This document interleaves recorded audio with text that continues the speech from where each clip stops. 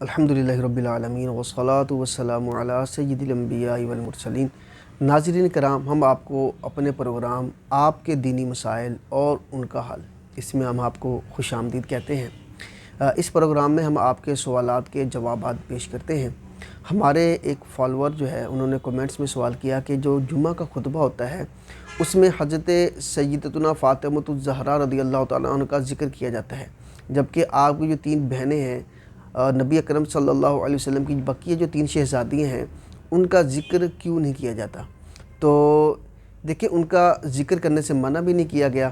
اگر کوئی ذکر کرے اور ہم کسی پر ذکر لازم بھی قرار نہیں دے سکتے، اس کی وجہ یہ ہے کہ جتنے بھی صحابہ کرام ہیں اور اہل بیت کرام ہیں ان میں ان کی ایک بڑی تعداد ہے نا، کم و بیش 1,24,000 صحابہ کرام ہیں اور اہل بیت کرام کی اتنی بڑی تعداد ہے۔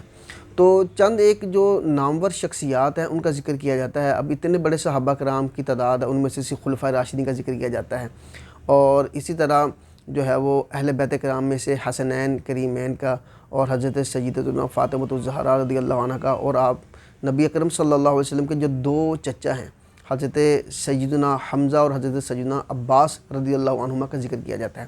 تو اس کی وجہ یہ ہے کہ اتنی بڑی جو تعداد ہے ان میں سے صرف ان کا ذکر کیا جاتا ہے کہ جن کا شرف اور عزت بہت زیادہ ہے۔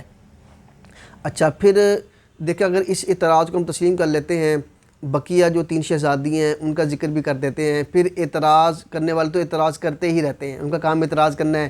پھر وہ کہیں گے دیکھیں جی آپ نے دیگر اہل بیت کرام کا ذکر کیوں نہیں کیا، حضرت سیدتنا فاطمۃ الزہرا کی اولاد حسنین کریمین کا ذکر کیا ہے، بقیہ شہزادیوں کی جو اولاد ہے ان کا جو ذکر کیوں نہیں کیا، پھر آپ نے ازواج مطہرات کا ذکر کیوں نہیں کیا۔ دیکھیں، اس طرح یہ پاسبل نہیں ہے، اور ویسے بھی خطبہ جو ہے یہ ذکر الہی کا نام ہے، اور مزید اس میں کچھ چیزیں سنت بھی ہوتی ہیں۔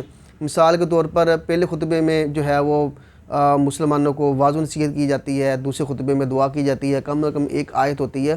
تو یہ خطبہ کے لیے ضروری چیزیں نہیں ہیں، ہم برکت کے لیے یہ ذکر کرتے ہیں۔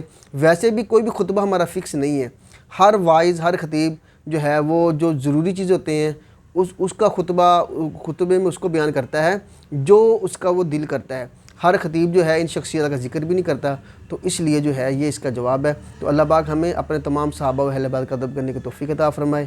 آمین بجاہ النبی الامین صلی اللہ تعالیٰ علیہ وآلہ وسلم۔